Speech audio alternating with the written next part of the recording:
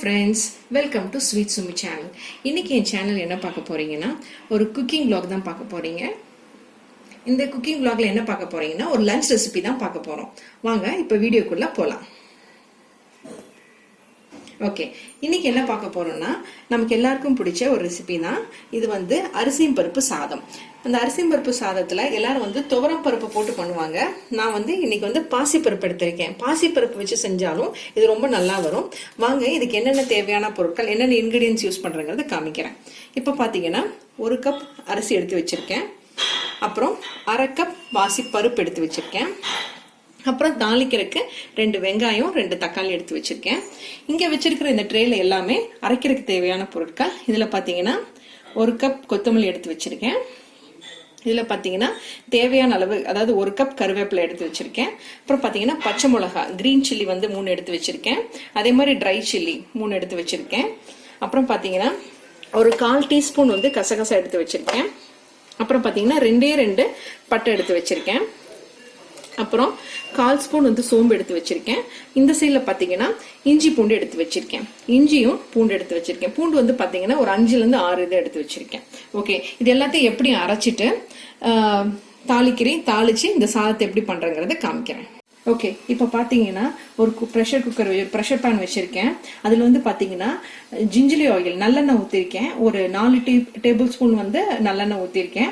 இப்ப எண்ணெய் நல்லா சூடாயிட்டு இருக்கு. இப்ப எண்ணெய் நல்லா சூடாயிட்டு இருக்கும் போது வந்து ஒரு 1/4 டீஸ்பூன் அளவு நான் சீரகம் ஆட் பண்றேன்.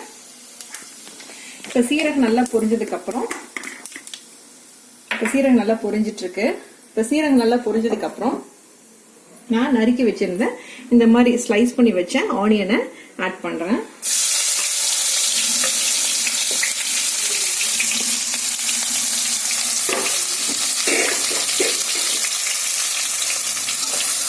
ஆனியனை நல்லா ஃப்ரை பண்றேன்.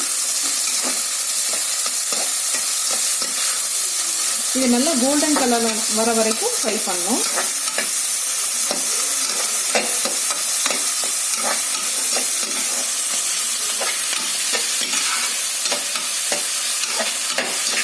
இப்போ இது நல்லா கோல்டன் கலர் வரைக்கும் ஃப்ரை பண்ணிருக்கேன். இப்போ ஆனியன், இப்போ நல்லெண்ணெய் நல்லா சூடானதுக்கு அப்புறம் ஜீரா ஆட் பண்ணேன். அதுக்கப்புறம் ஆனியன் நறுக்கி வச்சிருந்தேன். இந்த 2 வெங்காயத்தை போட்டு நல்லா ஃப்ரை பண்றேன். இப்போ பாருங்க, இது நல்லா கோல்டன் கலர் வர வரைக்கும் ஃப்ரை பண்ணிருக்கேன். இப்போ இது இந்த மாதிரி கோல்டன் கலர் வந்தோடனே இந்த நறுக்கி வச்சிருந்தேன் இந்த 2 தக்காளியும் இதில் ஆட் பண்றேன்.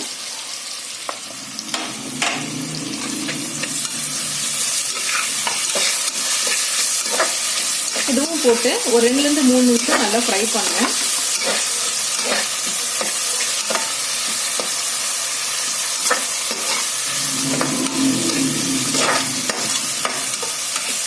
இப்போ தக்காளியும் போட்டு 2ல இருந்து 3 நிமிஷம் நல்லா ஃப்ரை பண்ணியிருக்கேன்.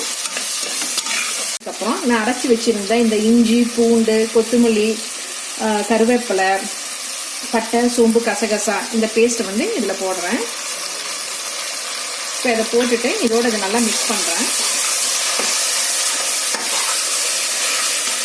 ஸ்பூன் ஊற்றி ஜீரா, ஆனியன், தக்காளி, நான் அரைச்சி வச்சிருந்த அந்த பட்டை சோம்பு கசகசா கொத்தமல்லி கருவேப்பிலை பேஸ்ட் இதெல்லாத்தையும் போட்டு நல்லா மிக்ஸ் பண்ணி தேவையான அளவு உப்பு ஆட் பண்ணுறேன். ராக் சால்ட் தான் ஆட் பண்ணுறேன், கல்லுப்பு தான்.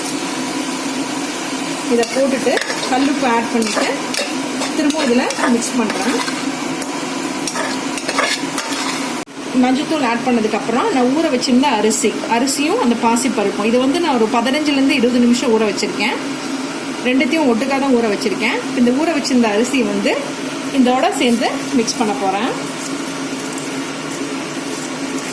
இது வந்து 1 டம்ளர் அரிசியும் 1/2 டம்ளர் பாசி பருப்பும்.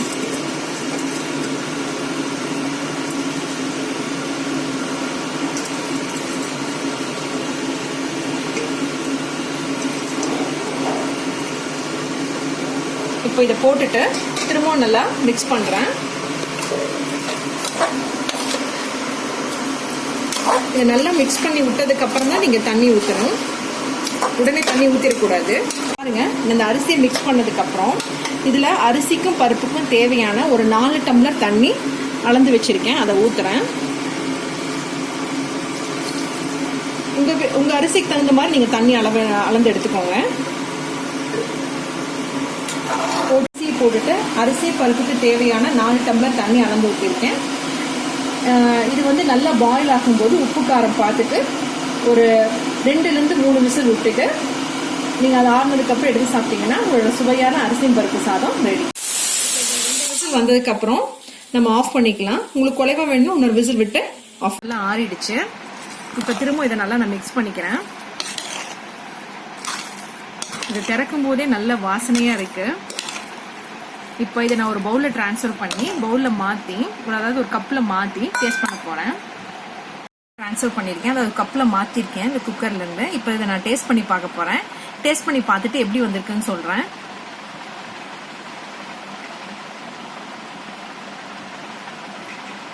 சூப்பராக வந்திருக்குங்க.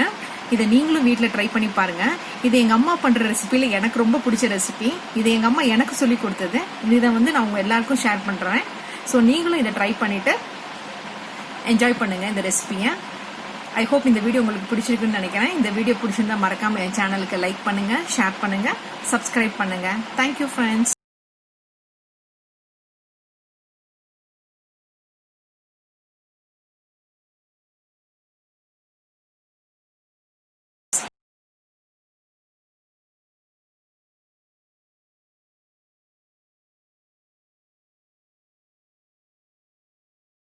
பண்ணிக்கலாம்.